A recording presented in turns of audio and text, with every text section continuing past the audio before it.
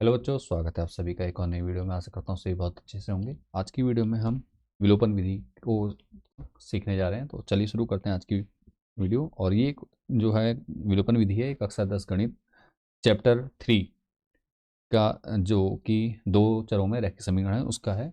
जो important question है, हर बार board परीक्षा में एक क्वेश्चन इससे आता है, लगभग 4 नंबर 5 नंबर का। तो इसको करते हैं सॉल्व। चलिए शुरू करते हैं। एक उदाहरण के माध्यम से हम विलोपन विधि को समझेंगे। ठीक है, विलोपन का मतलब होता है किसी चीज़ को छुपाना या हटाना। ठीक है, विलुप्त करना, विलुप्त जानते हैं आप, उसी से विलोपन समझ लीजिए। ठीक है, विलोपन का मतलब है किसी चीज़ को हटाना, काटना, छुपाना। ठीक है, तो अब देखिए इसमें क्या आपको सवाल दिया गया है। रैखिक समीकरण दी गई है, दो रैखिक समीकरण दी जाती हैं जिसको आपने हल करना होता है। ठीक है, एक रैखिक समीकरण ये है या एक समीकरण ये है, तो दो समीकरण है, तो हम दोनों समीकरणों को नोट कर लेते हैं।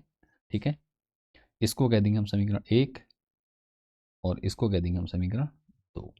ठीक है, पहले लिख लेता हूँ, फिर आपको आगे बताता हूँ। चलिए शुरू करते हैं। दोनों समीकरणों को हम लिख लेते हैं यहाँ पे।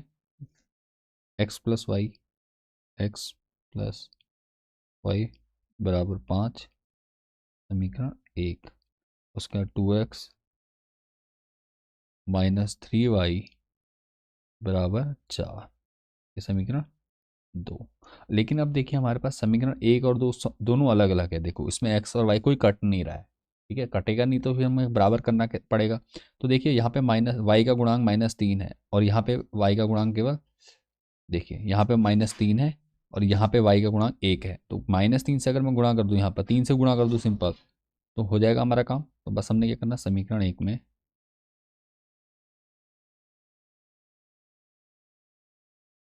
समीकरण एक में 3 से गुणा करने पर, 3 से गुणा करने पर, ठीक है, गुणा करने पर, इसका मतलब हमने क्या करा, दो किसी एक पद को, ठीक है, इसका मतलब क्या, गुणा क्यों कर रहे हैं, ताकि हमारा y और y दोनों दोनों समीकरण में y का मान क्या हो, बराबर हो जाए और हम उसको घटा के इजीली आंसर ला सके। ठीक है, अब देखिए क्या करना है, समीकरण एक में 3 से गुणा करेंगे तो समीकरण एक कौन सी है, ये है।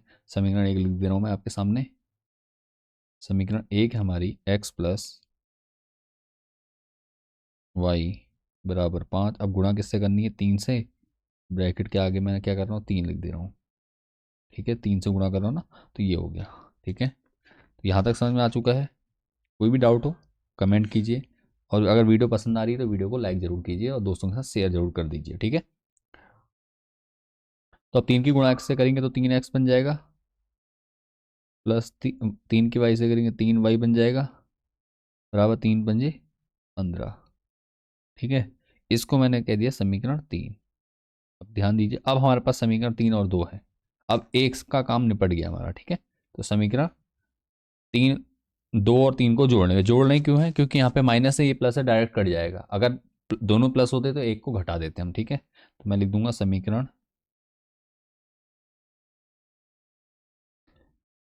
अब 2 से 3 को घटा दो या 3 से 2 को घटाओ, कोई फर्क नहीं पड़ेगा। ठीक है, समीकरण 2 से 2 और 3 को जोड़ने पे, 2 व 3 को जोड़ने पर,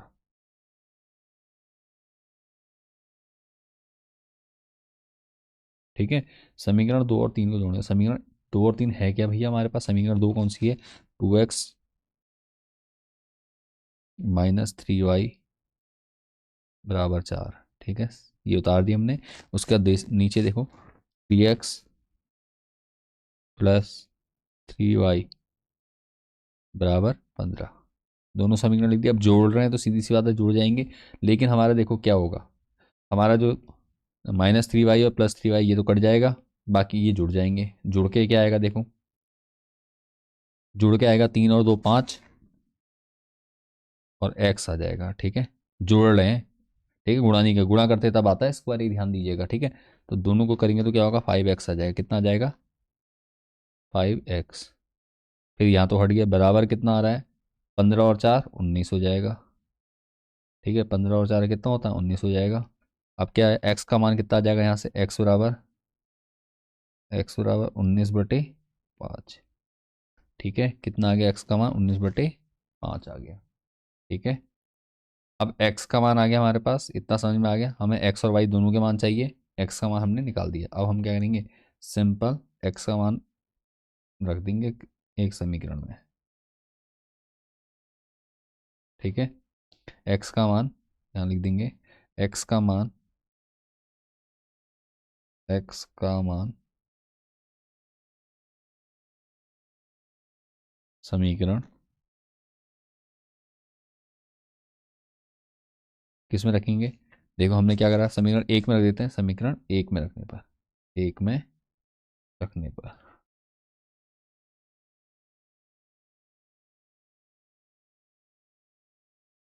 ठीक हो गया। यहाँ तक पूरा समझ में आ रहा है क्या करा हमने? ठीक है, एक्स का मान, अब एक्स का मान समीकरण एक में रखें तो समीकरण एक पहले मैं नोट कर दे रहा हूँ ताकि कन्फ्यूजन ना रहे, ठीक है।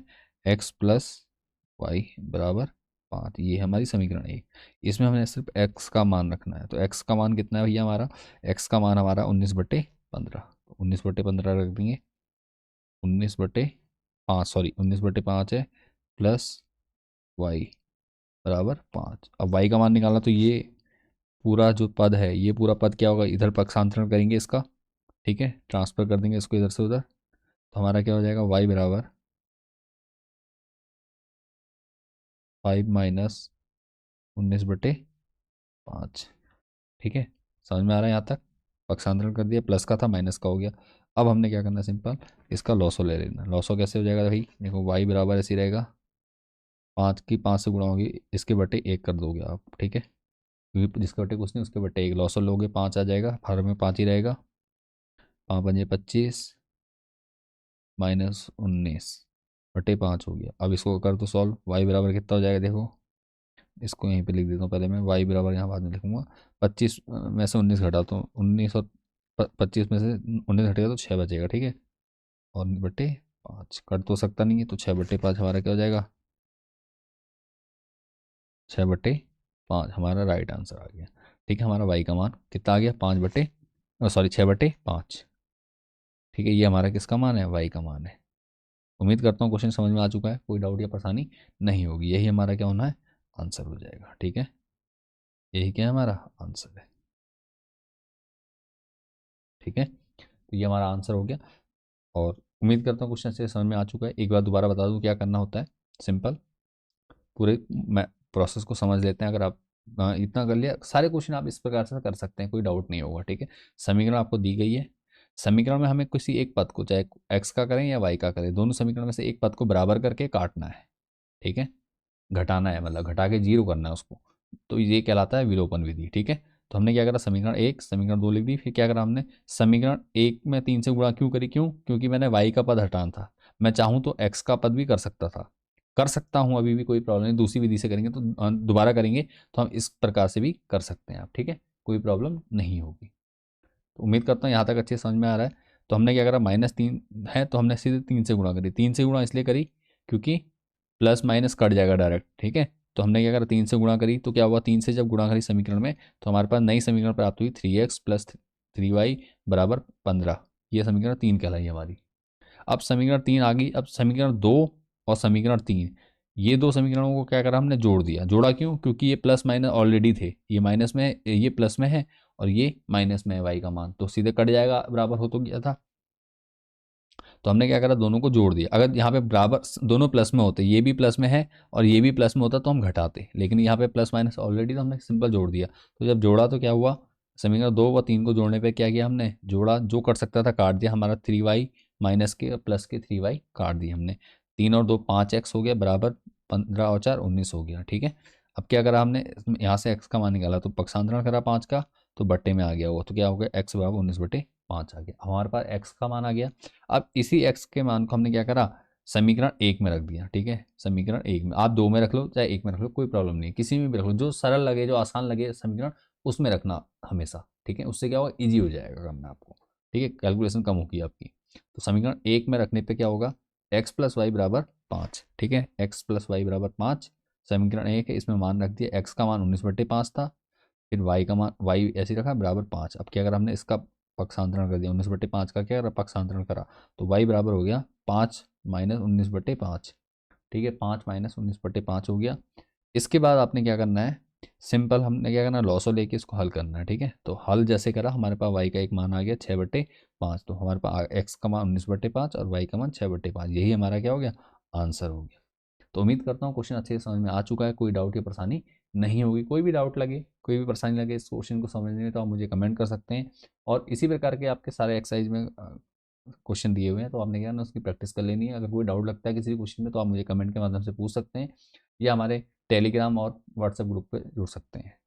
चलिए मिलते हैं नेक्स्ट वीडियो में, तब तक के लिए बाय एंड टेक केयर। और वीडियो को पूरा देखने धन्यवाद। अगर वीडियो को अभी तक लाइक नहीं किया तो लाइक कर दीजिए, दोस्तों के साथ शेयर जरूर कीजिए, ताकि दोस्तों को भी क्या हो, वीडियो मिल सके, और बच्चे भी आपसे क्या करें, इंस्पायर होकर सीख सकें। ठीक है, चलिए मिलते हैं नेक्स्ट वीडियो में। अभी के लिए बाय एंड टेक केयर।